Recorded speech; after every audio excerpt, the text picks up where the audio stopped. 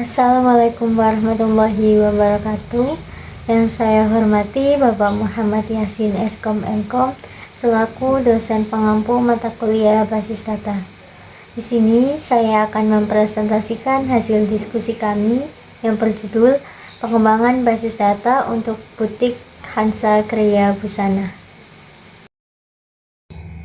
Sebelumnya, perkenalkan kami dari kelompok 2 yang beranggotakan saya sendiri, Maifanur Zakia, Ananda Sabita Hairani Putri, Dava Damantika Arkananta, dan Rama Andarista.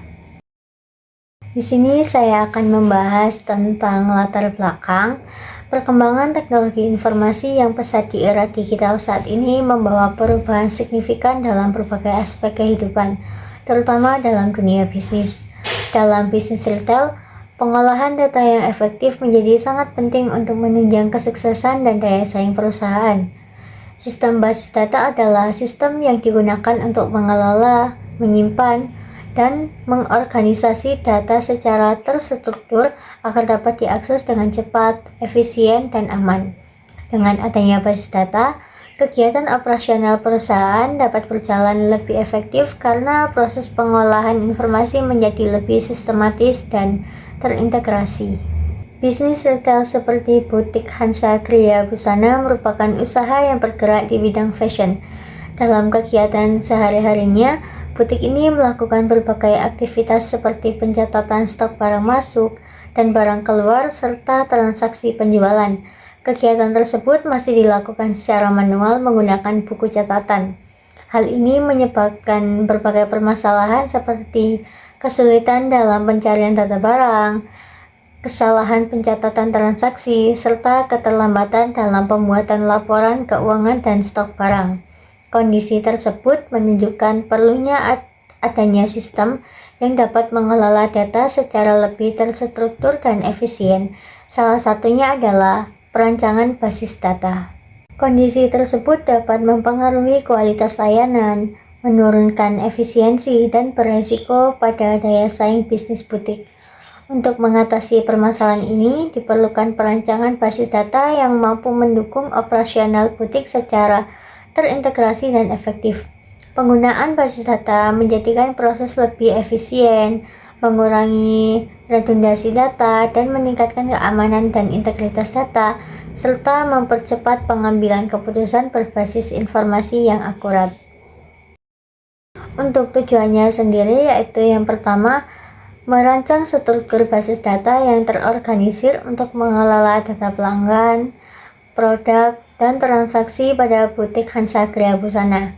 Yang kedua yaitu mengidentifikasi fitur-fitur yang dibutuhkan dalam sistem basis data untuk mendukung operasional butik. Yang terakhir yaitu mengimplementasikan basis data yang dapat meningkatkan efisiensi pengolahan data pada butik Hansa Kriya Busana. Pada tahap metode, kami menggunakan pendekatan database lifecycle atau DBLC yang terdiri dari beberapa tahapan mulai dari analisis kebutuhan sampai desain logis. Namun, dalam proyek ini kami fokus pada tahap perancangan karena tujuan utama kami adalah merancang struktur basis data yang efisien dan terintegrasi untuk butik Hansa Kriya Busana.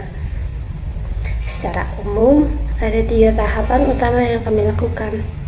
Yang pertama, analisis kebutuhan sistem, yaitu tahap awal untuk mengidentifikasi masalah pada sistem manual butik, misalnya pencatatan stok dan transaksi yang masih dilakukan di buku. Yang kedua, perancangan konseptual, di mana kami mulai memodelkan data dalam bentuk Entity Relationship Diagram atau ERD tanpa bergantung pada software basis data tertentu. Yang ketiga, perancangan logis, yaitu mentransformasikan ERD ke dalam model relasional atau skema tabel yang bisa langsung diimplementasikan. Selanjutnya adalah hasil rancangan dan pembahasan. Di sini akan dijelaskan hasil rancangan dari proses perancangan basis data yang sudah dilakukan. Hasil rancangan ini ini meliputi business rules, identifikasi entitas, dan atribut, kemudian relasi antar entitas, hingga model relasional yang menjadi bentuk akhir desain sistem basis data butik. Sebelum membangun model data, kami perlu mendefinisikan business rules atau aturan bisnis. Aturan ini menggambarkan bagaimana data berhubungan dalam konteks operasional butik. A. Butik menjual berbagai produk, misalnya baju, hijab, aksesoris, dan lain-lain. Aturan pertama ini menunjukkan bahwa entitas utama pertama yang harus ada adalah entitas produk, karena semua kegiatan bisnis butik berpusat pada penjualan produk tersebut. B. Setiap produk memiliki kode unik, nama, kategori, harga jual, dan jumlah stok. Aturan kedua menjelaskan bahwa setiap produk harus memiliki identitas yang unik. Oleh karena itu, dalam tabel produk akan ada primary key berupa ID produk yang tidak boleh sama antara satu produk dan lainnya. Selain itu, atribut penting lain yang dicatat adalah nama produk, kategori, harga jual, dan jumlah stok. C. Produk diperoleh dari pemasok atau distributor. Hal ini berarti entitas pemasok perlu dimasukkan ke dalam sistem, karena ada hubungan langsung antara pemasok dengan produk. D. Satu pemasok dapat memasok lebih dari satu produk. Aturan keempat memperjelas hubungan tadi, yaitu satu pemasok bisa memasok banyak jenis produk. Misalnya, satu pemasok menyediakan sekaligus baju dan hijab. Artinya, satu baris data pemasok bisa terhubung ke banyak dari baris data produk. E. Satu produk hanya dipasok oleh satu pemasok utama atau relasi 1:n. Aturan kelima menegaskan bahwa untuk menjaga keteraturan data, setiap produk hanya dikaitkan dengan satu pemasok utama. Dengan cara ini, sistem menjadi lebih sederhana karena setiap produk punya satu sumber tetap. F. Butik mencatat data pelanggan yang berbelanja. Aturan ke-6 menyatakan bahwa butik juga mencatat data pelanggan yang berbelanja. Artinya, entitas baru yaitu pelanggan perlu dibuat di dalam basis data. Data ini bisa meliputi nama pelanggan dan nomor telepon. G. Satu pelanggan dapat melakukan banyak transaksi pembelian. Aturan ke-7 menjelaskan bahwa satu pelanggan bisa melakukan transaksi lebih dari sekali. Misalnya, pelanggan yang sama membeli produk di hari berbeda. Hubungan ini menunjukkan relasi satu ke banyak antara entitas pelanggan dan transaksi. H. Satu transaksi hanya dapat dilakukan oleh satu pelanggan yang terdaftar. Aturan ke-8 ini adalah kebalikan dari sebelumnya. Setiap transaksi hanya dimiliki oleh satu pelanggan. Dengan kata lain, setiap baris data transaksi harus memiliki foreign key yang menuju ke ID pelanggan tertentu. I. Setiap transaksi penjualan dapat mencakup pembelian beberapa produk sekaligus. Aturan ke-9 menjelaskan bahwa satu transaksi bisa berisi beberapa produk sekaligus. Misalnya, dalam satu nota penjualan, pelanggan membeli 2 jenis produk. Artinya, ada relasi many to many atau M/N antara transaksi dan produk. J. Satu produk yang sama dapat dibeli dalam banyak transaksi yang berbeda, relasi M/N. Aturan ke-10 memperjelas hubungan dua arah tadi, bahwa satu produk bisa muncul di banyak transaksi. Contohnya, produk hijab satin bisa dibeli oleh pelanggan A hari ini dan pelanggan B besok.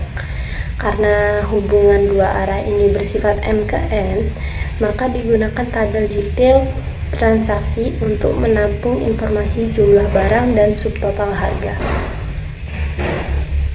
Yang K, Butik juga mencatat aktivitas pembelian stok dari pemasok untuk memperbarui data stok produk.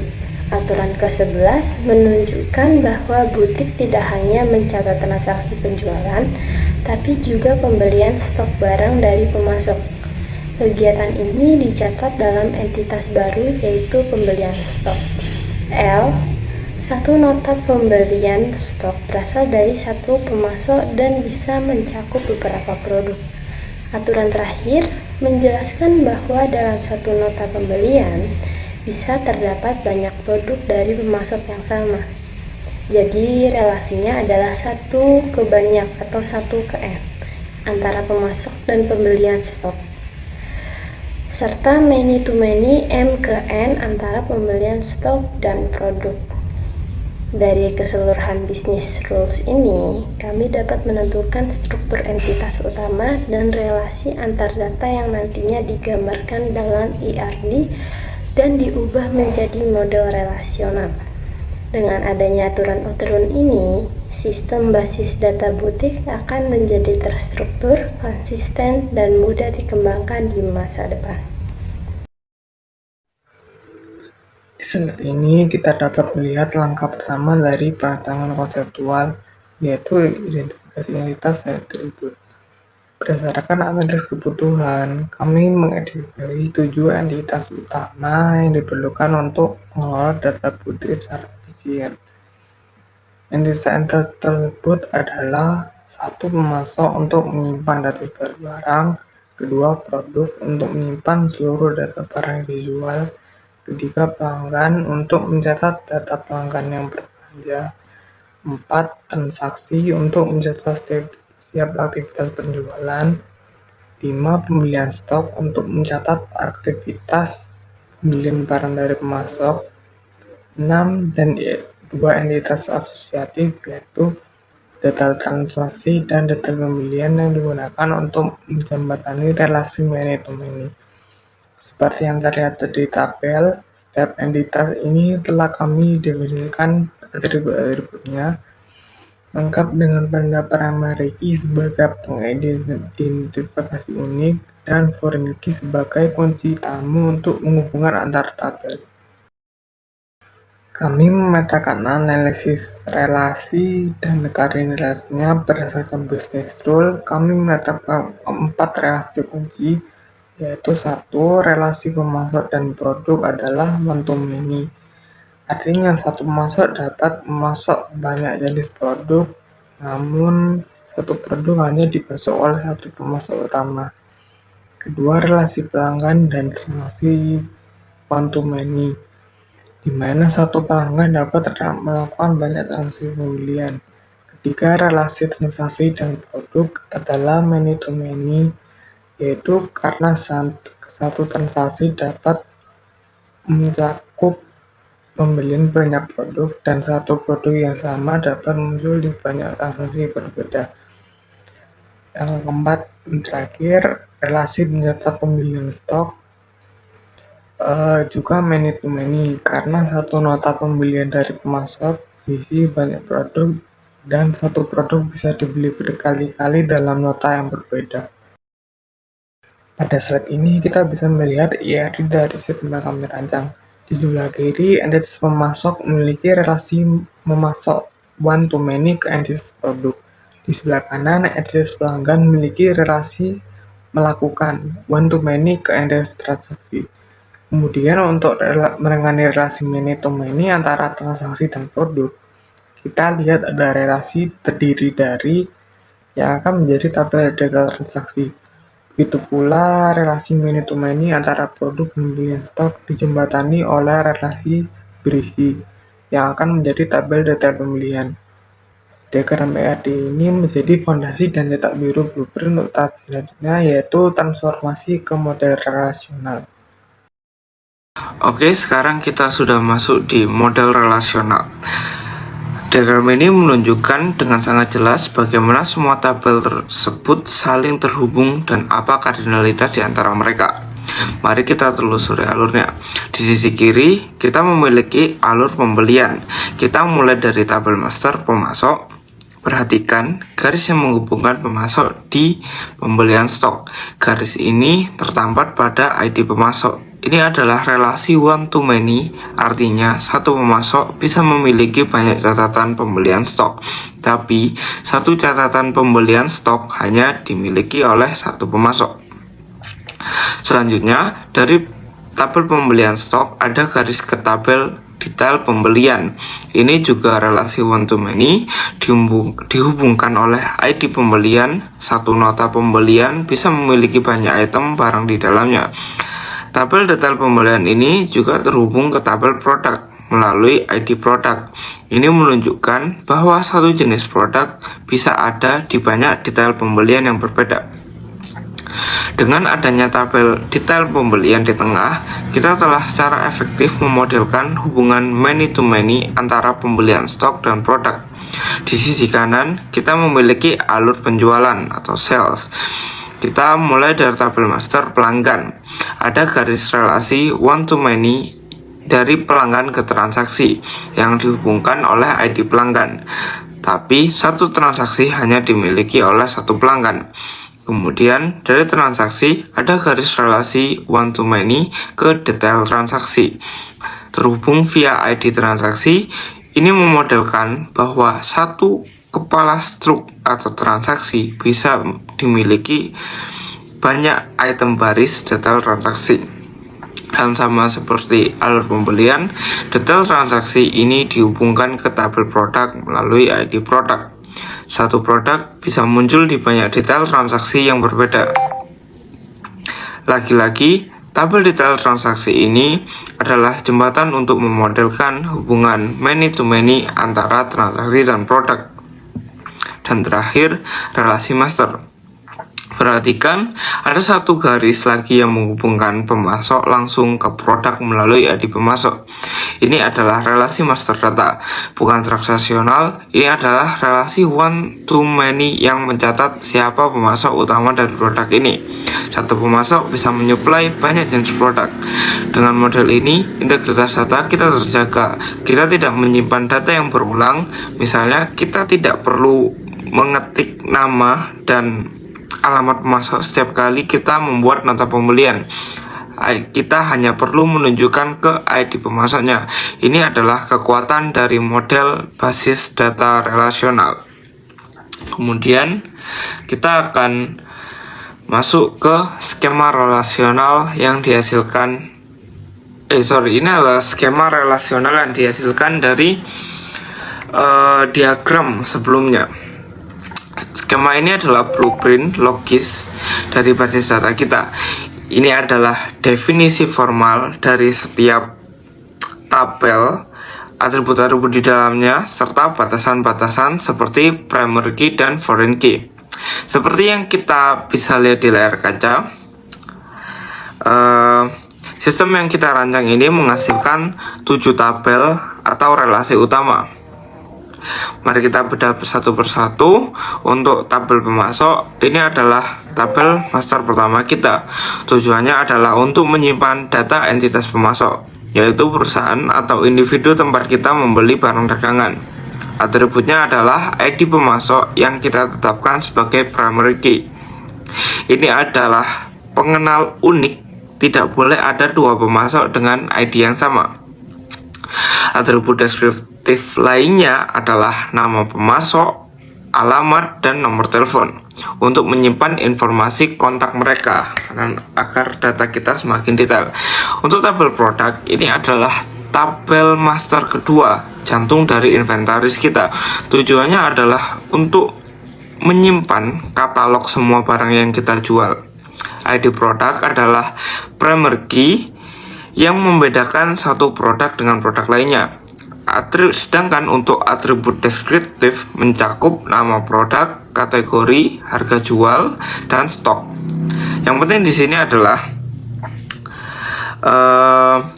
ID pemasok yang berstatus sebagai foreign key. Ini adalah kunci tamu yang mengacu ke primary key di tabel pemasok.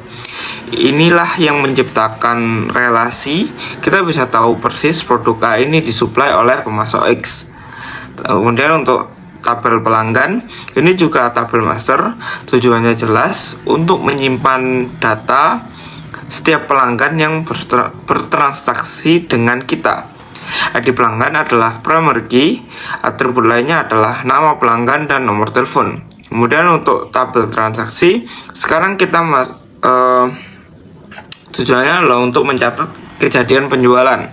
Bayangkan ini sebagai kepala dari sebuah struk atau nota. ID transaksi adalah primary key, nomor unik untuk setiap nota. Atributnya mencakup tanggal transaksi dan total harga. Tabel ini memiliki foreign key ID pelanggan. Ini menghubungkan setiap transaksi ke tabel pelanggan, sehingga kita tahu siapa pelanggan yang melakukan pembelian ini. Kemudian untuk tabel detail transaksi, ini adalah tabel yang sangat penting, sering disebut sebagai junction table atau associative entity. Tujuannya adalah untuk menjembatani hubungan many to many antara tabel transaksi dan tabel produk. Kenapa? Karena satu transaksi itu bisa berisi banyak produk, dan satu produk bisa muncul di banyak transaksi yang berbeda-beda. Untuk mengatasi ini, primary key-nya adalah composite key, yaitu kunci gabungan yang terdiri dari ID transaksi dan ID produk. Gabungan kedua ID ini harus unik. Atributnya adalah jumlah jual, yaitu berapa banyak produk X dibeli di transaksi Y, dan subtotal. Kemudian kita masuk ke tabel pembelian stok. Ini adalah sisi lain dari bisnis kita, yaitu proses pembelian dan bukan penjualan. Ini juga tabel transaksional, tujuannya adalah untuk mencatat kepala dari nota pembelian kita ke pemasok. ID pembelian adalah primary key, atributnya adalah tanggal pembelian dan total bayar. Ia memiliki foreign key ID pemasok yang menghubungkan setiap nota pembelian ini ke pemasok yang bersangkutan. Tabel detail pembelian sama seperti detail transaksi. Ini adalah junction table. Tujuannya adalah menjembatani hubungan many to many antara pembelian, stok, dan produk. Satu nota pembelian bisa berisi banyak produk, dan satu produk bisa kita beli berkali-kali dalam nota yang berbeda. Primary key adalah composite key dari ID pembelian dan ID produk. Atribut penting di sini adalah jumlah beli, kuantitas yang kita beli, dan harga beli, harga modal. Demikian pemaparan mengenai rancangan dan pengembangan basis data untuk butik Kansa Kriya Busana. Semoga apa yang kami sampaikan dapat memberikan gambaran yang jelas. Terima kasih atas perhatiannya. Wassalamualaikum warahmatullahi wabarakatuh.